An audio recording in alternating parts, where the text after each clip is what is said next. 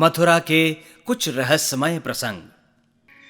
प्रारंभ में मथुरा में रहकर जिन गतिविधियों को चलाने के लिए हिमालय से आदेश हुआ था, उन्हें अपनी जानकारी की क्षमता द्वारा कर सकना कठिन था। न साधन, न साथी, न अनुभव, न कौशल। फिर इतने विशाल काम किस प्रकार बन पड़े?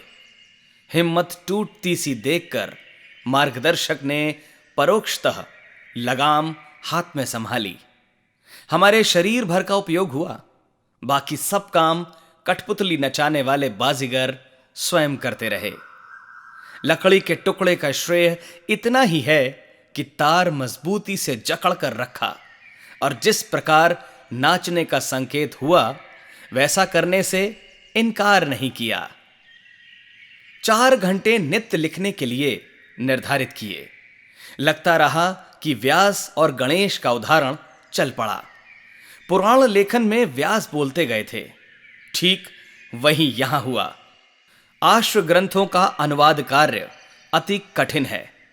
4 वेद, 108 उपनिषद, 6 दर्शन, 24 स्मृतियां आदि आदि सभी ग्रंथ में हमारी कलम और उंगलियों का उपयोग हुआ।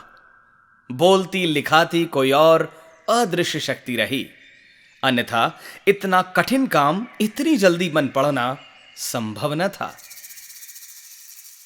फिर धर्मतंत्र से लोक शिक्षण का प्रयोग पूरा करने वाली सैकड़ों की संख्या में लिखी गई पुस्तकें मात्र एक व्यक्ति के बलबूते किस प्रकार होती रह सकती थीं?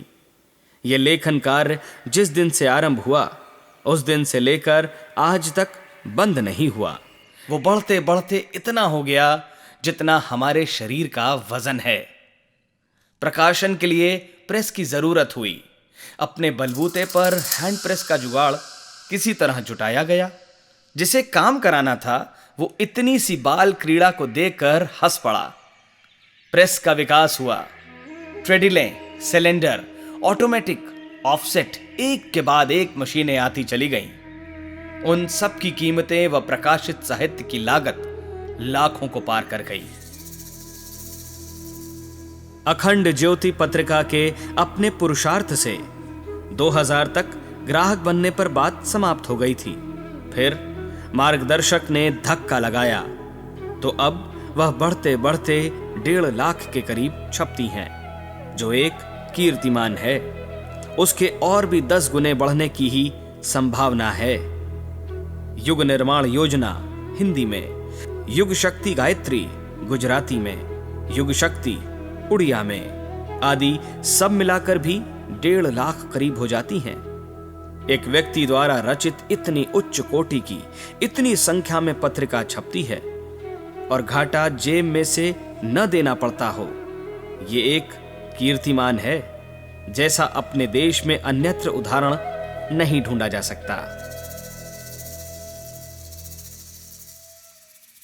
गायत्री परिवार का संगठन करने के निमित्त महापुरुष चरण की पूर्णाहुति के बहाने 1000 कुंडीय यज्ञ मथुरा में हुआ था। उसके संबंध में यह कथन अयुक्तिपूर्ण नहीं है कि इतना बड़ा आयोजन महाभारत के उपरांत आज तक नहीं हुआ। उसकी कुछ रहस्यमयी विशेषताएं ऐसी थीं जिनके संबंध में सही बात कदाचित ही किसी को मालूम हो। 1 लाख नैष्ठिक गायत्री उपासक देश के कोने कोने में से आमंत्रित किए गए। वे सभी ऐसे थे जिन्होंने धर्मतंत्र से लोक शिक्षण का काम हाथों हाथ संभाल लिया और इतना बड़ा हो गया जितने कि भारत के समस्त धार्मिक संगठन मिलकर भी पूरे नहीं होते। इन व्यक्तियों से हमारा परिचय बिल्कुल न था, पर उन सबके पास निमंत्रण पत्र पहुंचे और वो अपना मार्ग व्यय खर्च करके भागते चले आए। ये एक पहेली है जिसका समाधान ढूंढ पाना कठिन है। दर्शकों की संख्या मिलाकर 10 लाख प्रतिदिन पहुंचती रही। इन्हें 7 मील के घेरे में ठहराया गया था। किसी को भूखा नहीं जाने दिया, किसी से भोजन का मूल्य नहीं मांगा गया। अपने पास खाद्य सामग्री मुट्ठी भर थी, इतनी जो एक बार में 20,000 के लिए भी पर्याप्त न होती, पर भंडार अक्षय हो गया। 5 दिन के आयोजन में प्रायः 5 लाख से अधिक भोजन कर गए। पीछे खाद्य सामग्री बच गई जो उपयुक्त व्यक्तियों को बिना मूल्य बांट दी गई। व्यवस्था ऐसी अद्भुत रही जैसी 1000 कर्मचारी नौकर रखने पर भी नहीं कर सकते थे। ये रहस्यमयी बातें हैं। आयोजन का प्रत्यक्ष विवरण तो हम दे चुके हैं, पर जो रहस्यमय था सो अपने तक सीमित रहा है। कोई यह अनुमान न लगा सका कि इतनी व्यवस्था, इतनी सामग्री कहां से जुट सकी। यह सब अदृश्य सत्ता का खेल था। सूक्ष्म शरीर से वो ऋषि भी उपस्थित हुए थे जिनके दर्शन हमने प्रथम हिमालय यात्रा में किए थे। इन सब कार्यों के पीछे जो शक्ति काम कर रही थी, उसके संबंध में कोई तथ्य किसी को विदित नहीं। लोग इसे हमारी करामात, चमत्कार कहते रहे। भगवान साक्षी है कि हम जड़ भरत की तरह, मात्र दर्शक की तरह ये सारा खेल देखते रहे। जो शक्ति इस व्यवस्था को बना रही थी, उसके संबंध में कदाचित ही किसी को कुछ आभास हुआ हो। तीसरा काम जो हमें मथुरा में करना था, वो था गायत्री तपोभूमि का निर्माण। इतने बड़े कार्यक्रम के लिए छोटी इमारत से काम नहीं चल सकता था। वो बनना आरंभ हुई। निर्माण कार्य आरंभ हुआ और हमारे आने के बाद भी अब तक बराबर चलता ही रहा है। प्रज्ञा नगर के रूप में विस्तृत हो गया है। जो मथुरा गए हैं, गायत्री तपोभूमि की इमारत और उसका प्रेस, अतिथि व्यवस्था, कार्यकर्ताओं का समर्पण भाव आदि देखकर आए हैं, वो आश्चर्यचकित होकर रहे हैं।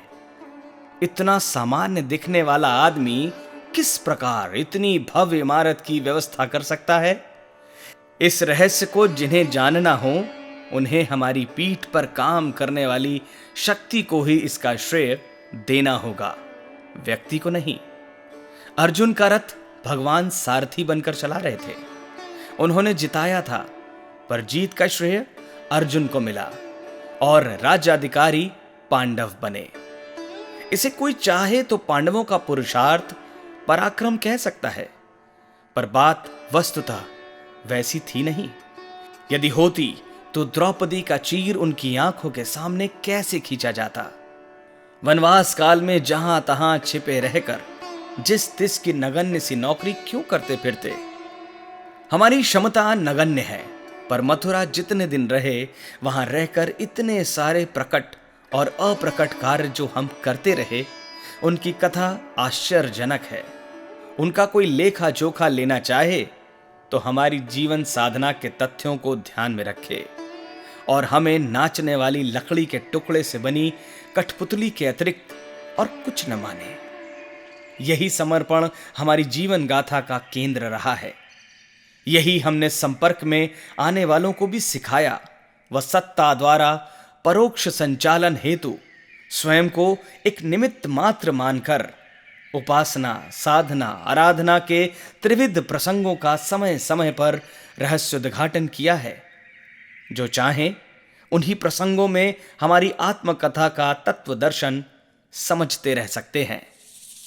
हमारे YouTube चैनल शांति कुंज वीडियो गायत्री परिवार को सब्सक्राइब करें एवं बेल आइकन जरूर दबाएं ताकि गायत्री परिवार की विभिन्न गतिविधियों की जानकारी आपको मिलती रहे।